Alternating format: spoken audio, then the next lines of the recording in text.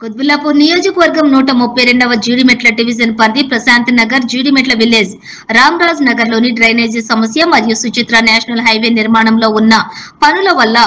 నీరు రివర్స్ రావటం వలన ఇబ్బంది పడుతున్నామని కాలనీవాసులంతా తెలియజేయడంతో స్థానిక కాలనీవాసులతో కలిసి పర్యటించి సమస్యల యొక్క వివరాలను అడిగి తెలుసుకుని వాటర్ వర్క్స్ మరియు జీహెచ్ఎంసీ అధికారులను వెంటనే సమస్యను పరిష్కరించాలని కోరి తదుపరి వెంకన్న హిల్స్